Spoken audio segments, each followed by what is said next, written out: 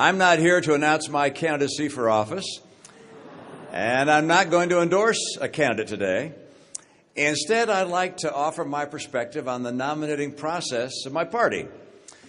Back in 1964, just days before the presidential election, which incidentally we lost, Ronald Reagan went on national television and challenged America, saying that it was a time for choosing. He saw two paths for America, one that embraced conservative principles dedicated to lifting people out of poverty and helping create opportunity for all, and the other, an oppressive government that would lead America down a darker, less free path. I'm no Ronald Reagan, and this is a different moment in time. But I believe with all my heart and soul that we face another time for choosing, one that will have profound consequences for the Republican Party and, more importantly, for our country. I say this in part because of my conviction that America is poised to lead the world for another century. Our technology engines, our innovation dynamic, the ambition and skill of our people are going to propel our economy and raise the standard of living of Americans. America will remain, as it is today, the envy of the world. You may have seen Warren Buffett.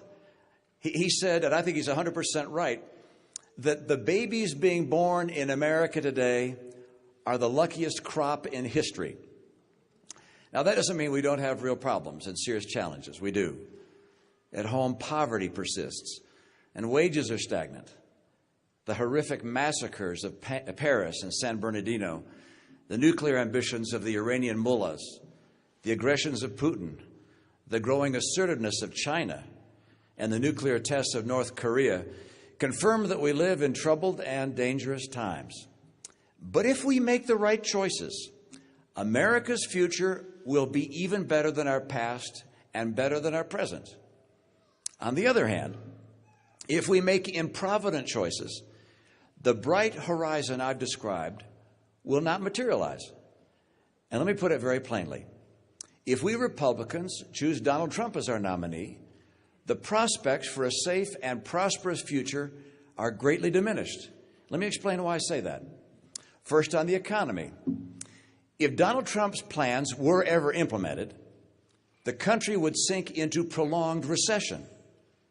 A few examples. His proposed 35% tariff-like penalties would instigate a trade war, and that would raise prices for consumers, kill our export jobs, and lead entrepreneurs and businesses of all stripes to flee America. His tax plan, in combination with his refusal to reform entitlements and to honestly address spending, would balloon the deficit and the national debt. So even though Donald Trump has offered very few specific economic plans, what little he has said is enough to know that he would be very bad for American workers and for American families. But you say, wait. Isn't he a huge business success? Doesn't he know what he's talking about? No, he isn't. And no, he doesn't.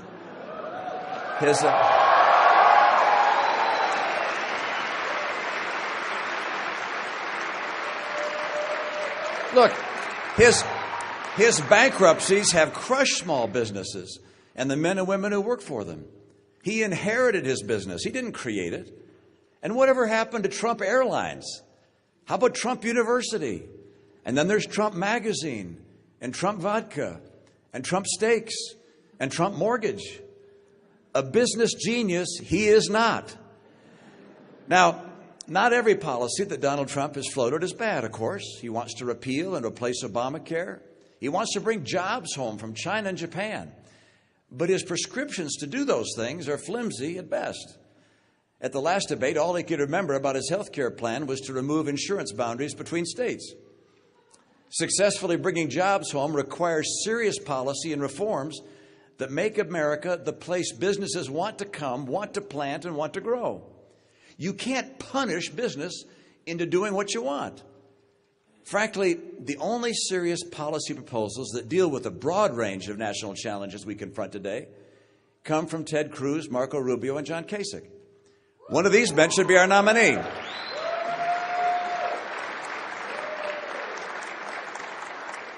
Now, I know that some people want this race to be over. They look at history and say a trend like Mr. Trump's isn't going to be stopped. Perhaps. But the rules of political history have pretty much all been shredded during this campaign. If the other candidates can find some common ground, I believe we can nominate a person who can win the general election and who will represent the values and policies of conservatism.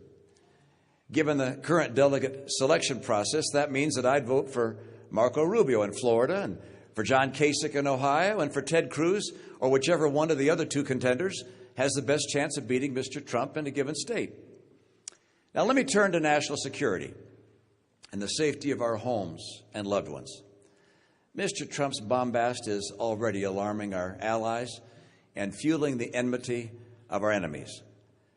Insulting all Muslims will keep many of them from fully engaging with us in their urgent fight against ISIS. And for what purpose? Muslim terrorists would only have to lie about their religion to enter the country. And then what he said about in 60 Minutes. Did you hear this? It was about Syria and ISIS, and it has to go down as the most ridiculous and dangerous idea of the entire campaign season. Let ISIS take out Assad, he said, and then we can pick up the remnants. Now think about that. Let the most dangerous terror organization the world has ever known take over an entire country? This recklessness is recklessness in the extreme. Now, Donald Trump tells us that he is very, very smart. I'm afraid that when it comes to foreign policy, he is very, very not smart.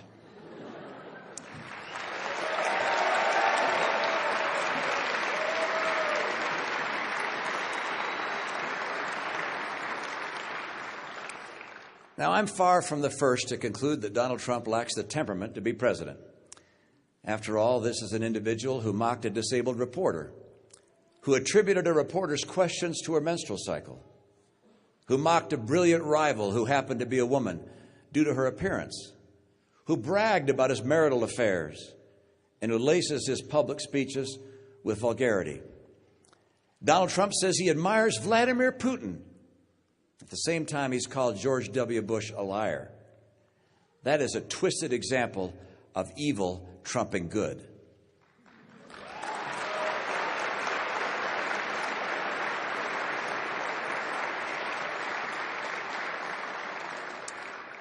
There's a dark irony in his boasts of his sexual exploits during the Vietnam War, while at the same time, John McCain, whom he has mocked, was imprisoned and tortured.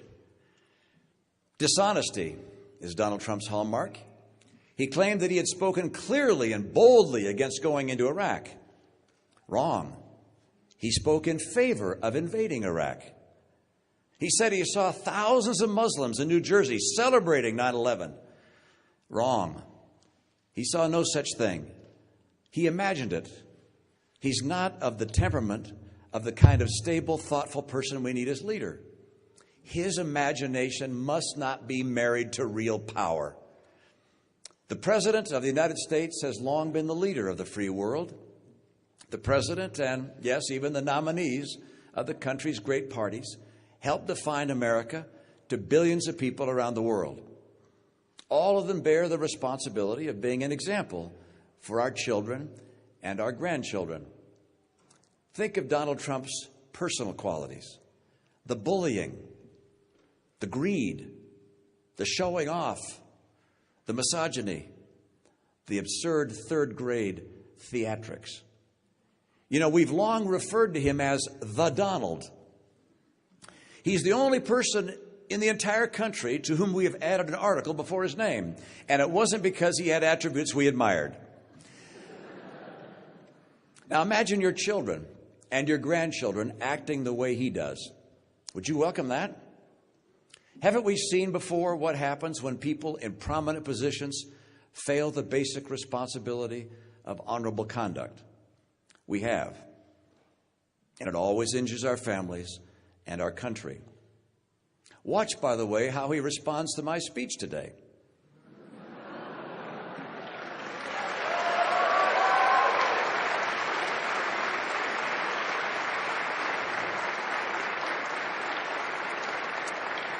Will he talk about our policy differences, or will he attack me with every imaginable low-road insult? This may tell you what you need to know about his temperament, his stability, and his suitability to be president. Now, Mr. Trump relishes any poll that reflects what he thinks of himself. But polls are also saying that he will lose to Hillary Clinton. Think about that. On Hillary Clinton's watch, the State Department, when she was guiding it and part of the Obama administration, that State Department watched as America's interests were diminished at every corner of the world. She compromised our national secrets. She dissembled to the families of the slain. And she jettisoned her most profound beliefs to gain presidential power. For the last 3 decades, the Clintons have lived at the intersection of money and politics, trading their political influence to enrich their personal finances. They embody the term crony capitalism. It disgusts the American people and causes them to lose faith in our political process. A person so untrustworthy and dishonest as Hillary Clinton must not become president.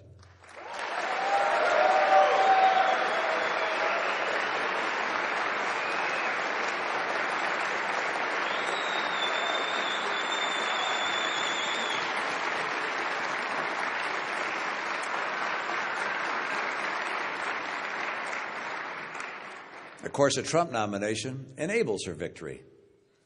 And the audio and video of the infamous Tapper-Trump exchange on the Ku Klux Klan will play 100,000 times on cable and who knows how many million times on social media.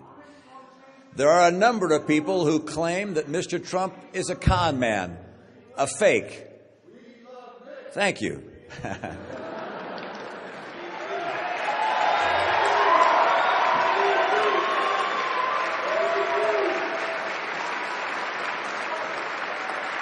Let me say that again. There's plenty of evidence that Mr. Trump is a con man, a fake. Mr. Trump has changed his positions not just over the years, but over the course of the campaign. And on the Ku Klux Klan daily for 3 days in a row. We will only really know if he's a real deal or a phony if he releases his tax returns and the tape of his interview with the New York Times. I predict that there are more bombshells in his tax returns. I predict that he doesn't give much, if anything, to the disabled and to our veterans. I predict that he told the New York Times that his immigration talk is just that, talk. And I predict that despite his promise to do so, first made over a year ago, that he will never, ever release his tax returns. Never. Not the returns under audit, not even the returns that are no longer being audited. He has too much to hide. Nor will he authorize the release of the tapes that he made with the New York Times. If I'm right, you'll have all the proof you need to know that Donald Trump is indeed a phony. Attacking me, as he surely will, won't prove him any less of a phony. It's entirely in his hands to prove me wrong. All he has to do is release his back taxes like he promised he would, and let us hear what he said behind closed doors to the New York Times. You know, Ronald Reagan used to quote a Scottish philosopher who predicted that democracies and civilizations wouldn't last much longer than a couple hundred years. And John Adams wrote this: "Remember, democracy never lasts long. It soon wastes, exhausts, and murders itself. There never was a democracy yet that did not commit suicide." That's John Adams. I believe that America has proven these dire predictions wrong for 2 reasons. First, we've been blessed with great presidents, with giants among us. Men of character, integrity, and selflessness have led our nation from the very beginning. None were perfect. Each surely made mistakes. But in every case, they acted out of the desire to do what was right for America and for the cause of freedom. The second reason is because we're blessed with a great people. People who at every critical moment of choosing have put the interests of the country above their own. These two things are related. Our presidents, time and again, have called on us to rise to the occasion. John F. Kennedy asked us to consider what we could do for our country. Lincoln drew upon the better angels of our nature to save the Union. I understand the anger Americans feel today. In the past, our presidents have channeled that anger and forged it into resolve, into endurance and high purpose, and into the will to defeat the enemies of freedom. Our anger was transformed into energy directed for good. Mr. Trump is directing our anger for less than noble purposes. He creates scapegoats of Muslims and Mexican immigrants. He calls for the use of torture. He calls for killing the innocent children and family members of terrorists. He cheers assaults on protesters. He applauds the prospect of twisting the Constitution to limit First Amendment freedom of the press. This is the very brand of anger that has led other nations into the abyss. Here's what I know. Donald Trump is a phony, a fraud. His promises are as worthless as a degree from Trump University.